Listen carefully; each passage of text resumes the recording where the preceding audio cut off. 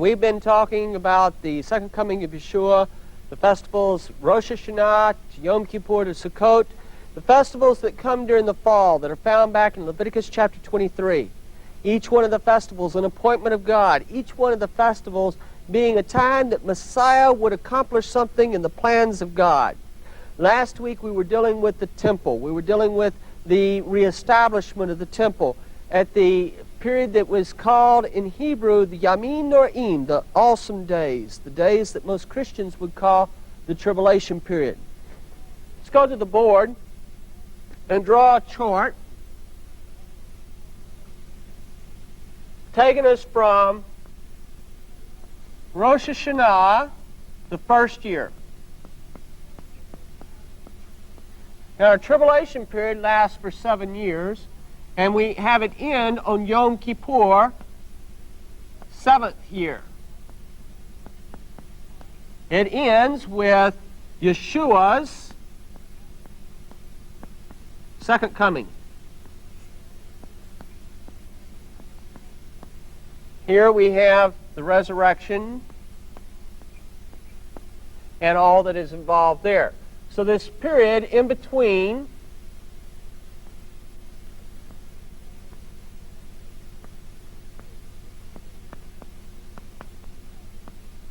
as I mentioned, that most Christians call the tribulation period. But in Hebrew, the days in between Rosh Hashanah and Yom Kippur are called Yamin Noraim, the awesome days.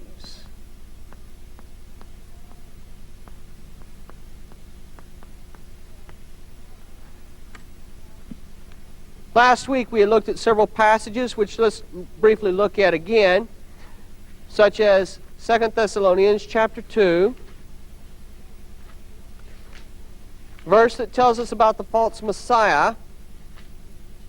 It says, in verse 3, the last phrase, the man of sin is revealed, the son of perdition. That's the false Messiah, the Antichrist, who opposes and exalts himself above all that is called God or that is worshipped, so that he sits as God in the temple of God, showing himself that he is God.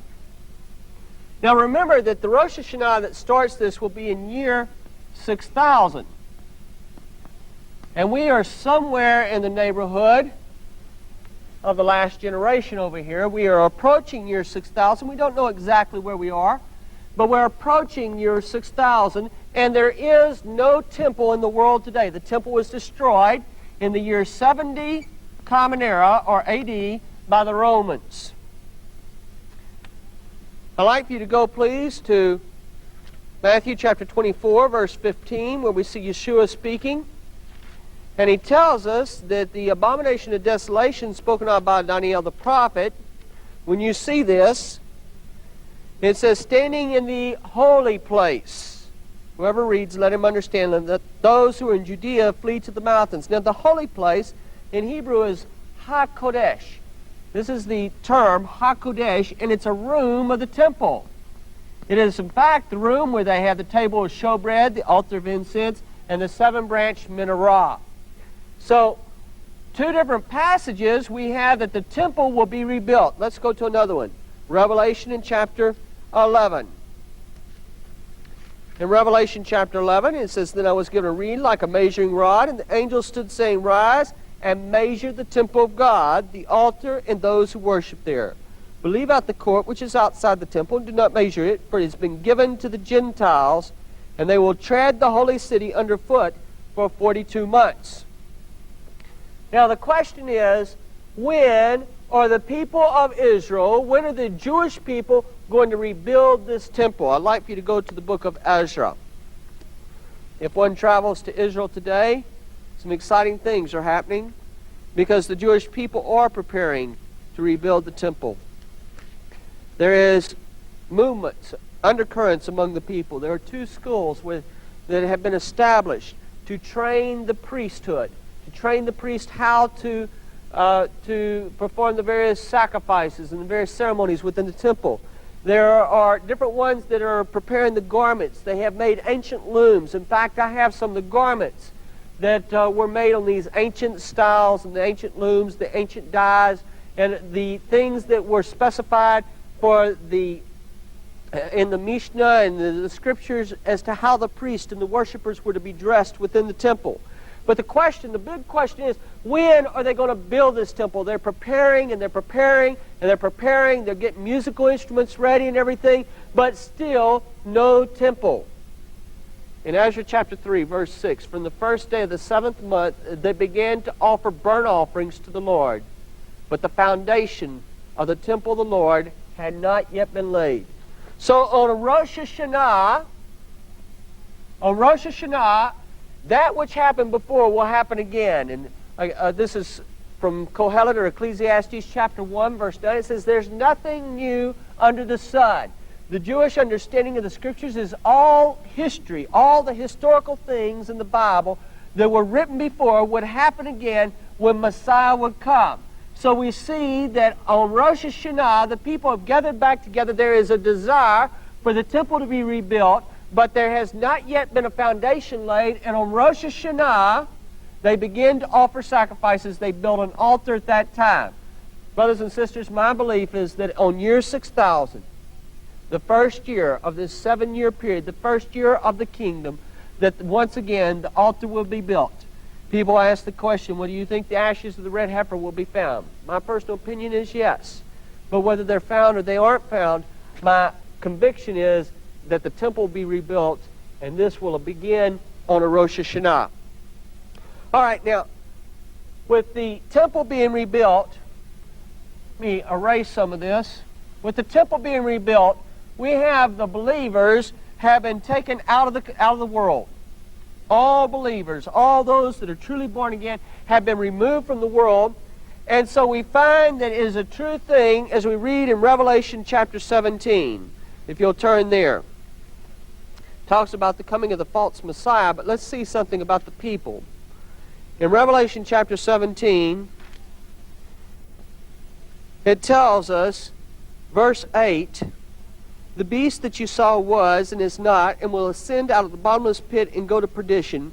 And listen to this phrase. And those who dwell on the earth will marvel, whose names are not written in the book of life from the foundation of the world, when they see the beast that was and is not and yet is. All that is left in the world at this time, right here, let's say 15 seconds after the resurrection of the dead, all that's left are people that have not yet had their names written to the book of life and possibly will never have their names written into the book of life. Now, what we're going to see is that there are a number of people that become believers almost immediately. If you'll turn in your Bibles to Revelation in chapter 7. In Revelation chapter 7, verse 1, after these things I saw 4 angels standing at the 4 corners of the earth, holding the 4 winds of the earth, that the wind should not blow on the earth, on the sea, or on any tree. Then I saw another angel ascending from the east, having the seal of the living God, and he cried with a loud voice to the 4 angels, to whom it was granted to harm the earth and the sea, saying, do not harm the earth, the sea, or the trees, till we have sealed the servants of our God on their foreheads. Now, we're going to see, number one, that we're going to have 144,000 servants. We'll see this in just a moment. And number two, that they are sealed. Verse 4, and I heard the number of those who were sealed, 144,000, of all the tribes of the children of Israel were sealed. And then it goes forth and it lists off of the tribe of Judah, the tribe of Reuben, the tribe of Gad, Asher, Naphtali, Manasseh, Simeon, Levi. Now this is very strange. In verse 7 it says of the tribe of Levi, 10,000 were sealed, or 12,000 were sealed. What's strange about it is that in the Scriptures, anytime we have a genealogical listing, it does not list the tribe of Levi. But here they're listed. They have taken their place in the tribes of Israel, of the tribe of Issachar, of the tribe of Zebulun, of the tribe of Joseph. Now this is very strange too, because we have Manasseh over here, and then we should have Ephraim. Ephraim, if you'll remember, was one of the sons of Joseph, Manasseh being the other son. So if we have Manasseh, then all of those left of the tribe of Joseph would have to be those from the tribe of Ephraim. of the tribe of Benjamin. Now, did you notice that one of the tribes was not mentioned, the tribe of Dan? Tribe of Dan. Dan in Hebrew means to judge. To judge. And the tribe of Dan, it has a symbol for its tribe. It's the serpent. Just put that into your notes and let it remain there for a little bit. All right, now I'd like for you to go, please, from Revelation chapter 7. Let's go to Revelation chapter 14 and see something else about these 144,000. We found that the 144,000 are Jewish. They're from the tribes of Israel minus the tribe of Dan.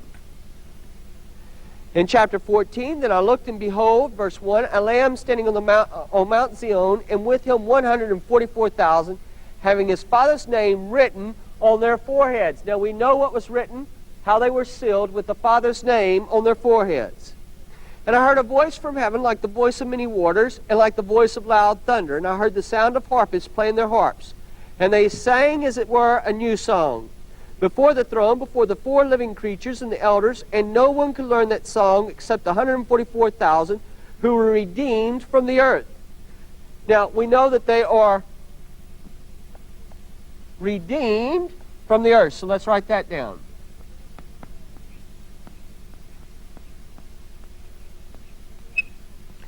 By the way, as you're studying, I very much believe in having a pad and paper and writing things out as you go.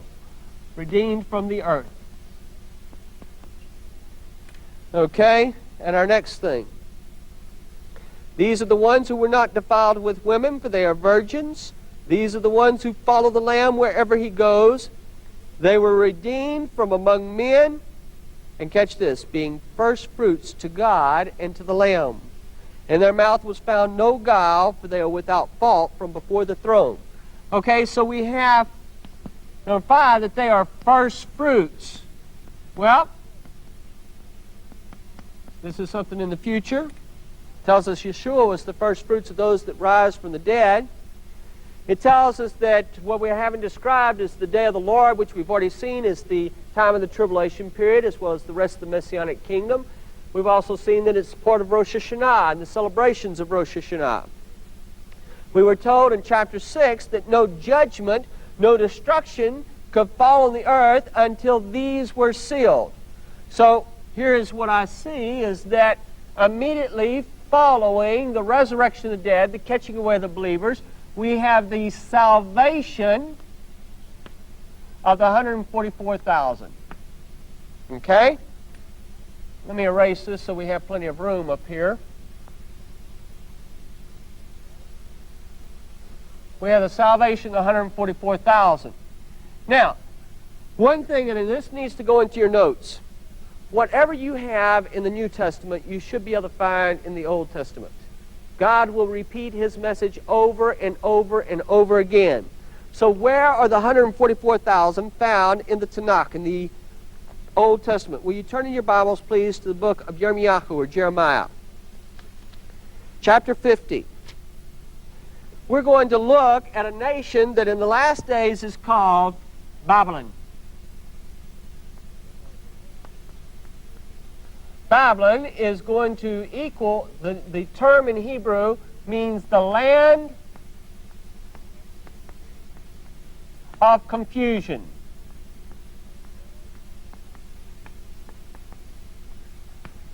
There's quite a bit of discussion these days concerning Babylon.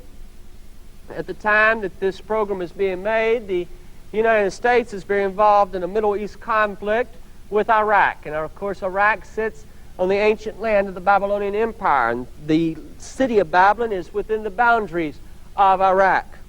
Now, Iraq is a strong power in the Middle East, but it is not considered to be a strong power within the world.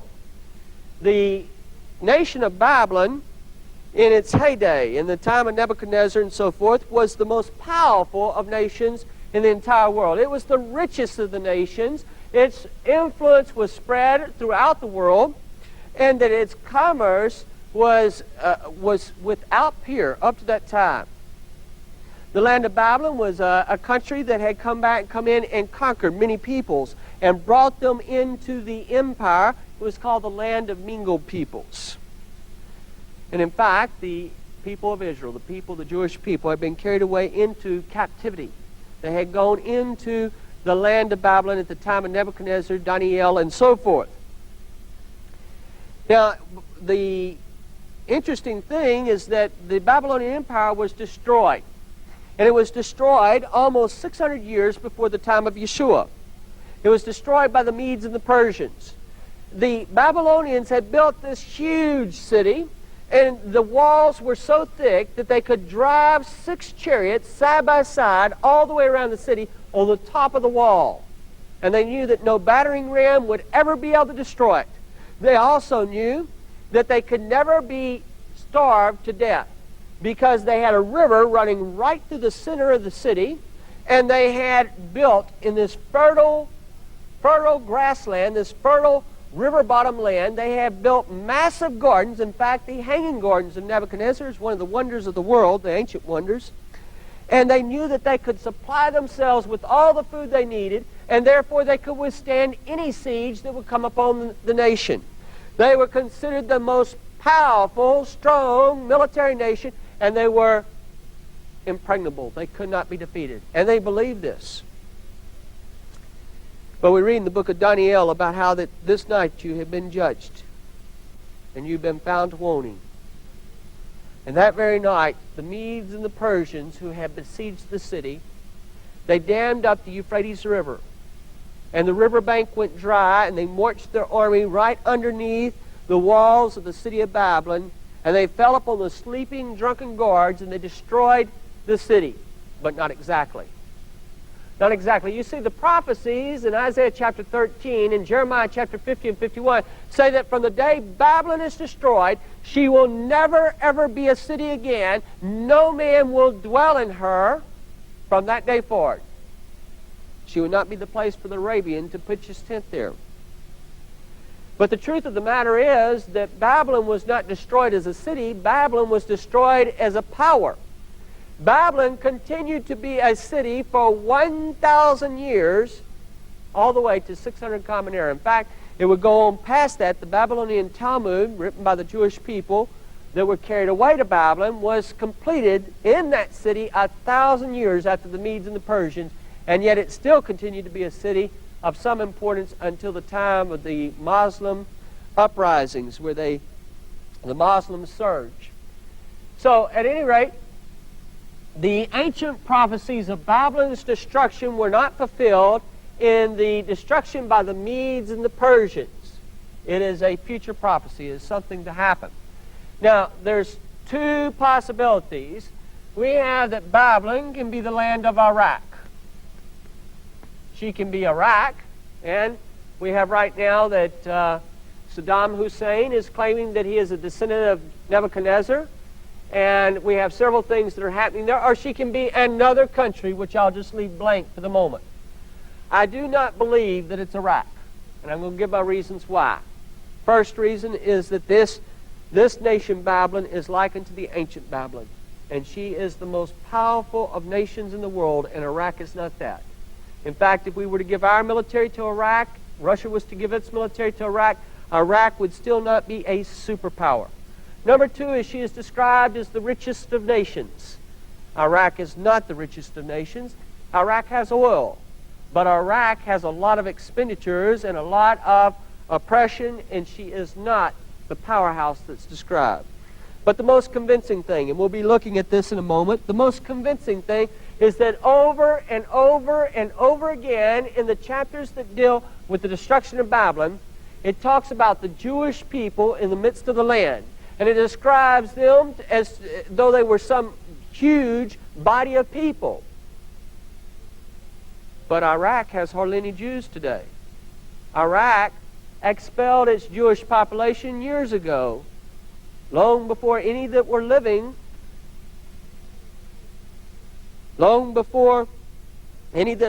today came to be. The Jews were expelled out of the land of Iraq.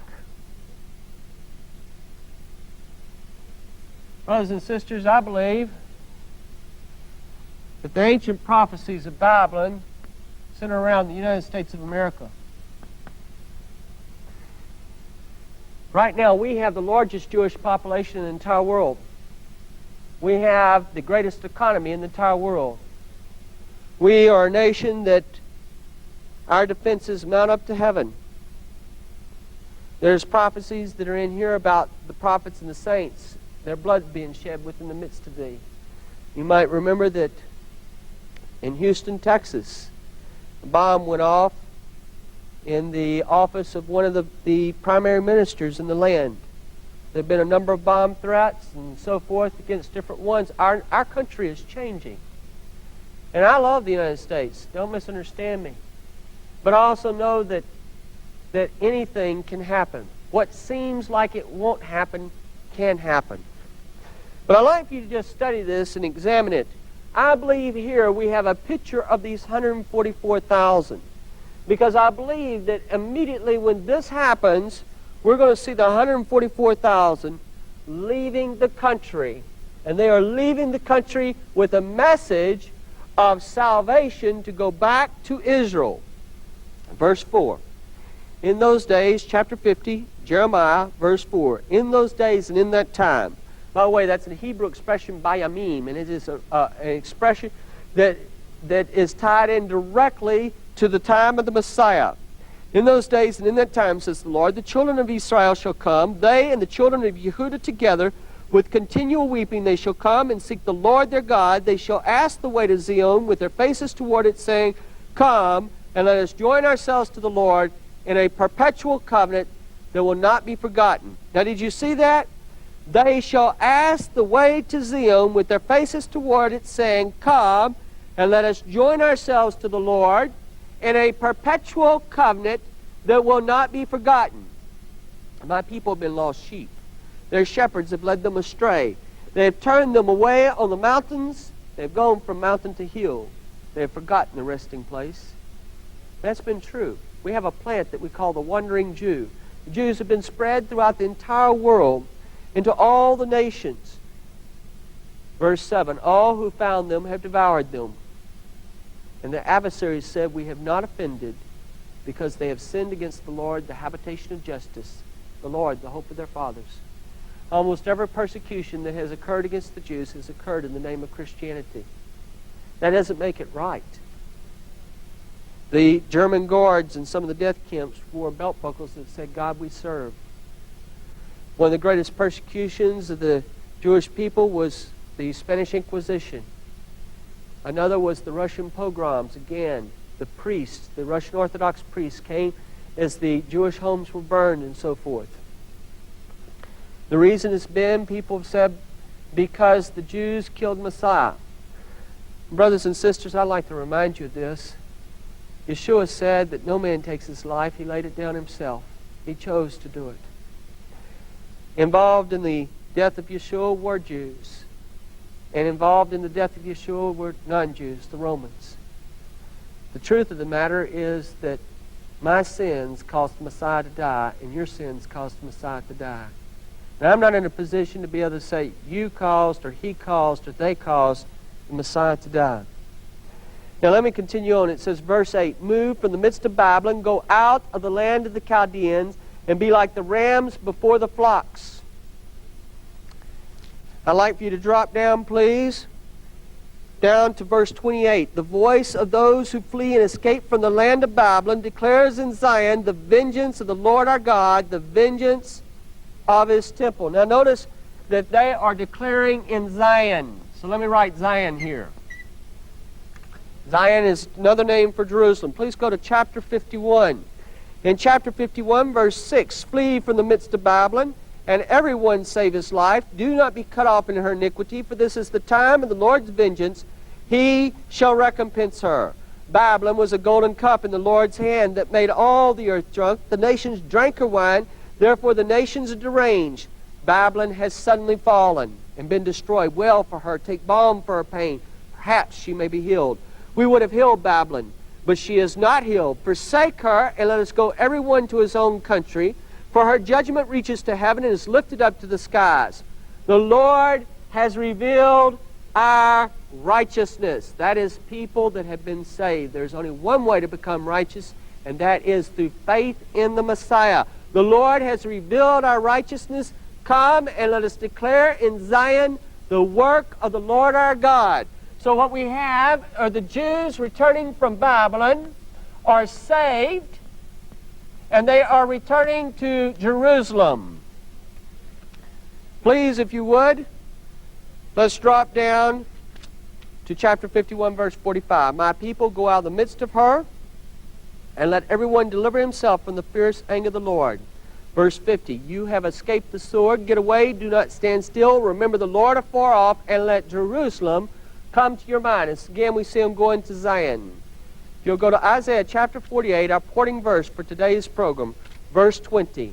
Go forth from Babylon, flee from the Chaldees, with a voice of singing, declare, proclaim this, utter it even to the end of the earth. Say, the Lord has redeemed his servant Jacob. So we see the Jewish people are saved. Not all of them, but we have 144,000 are saved and heading back to the land next week. Ikvot HaMashiach. Shalom.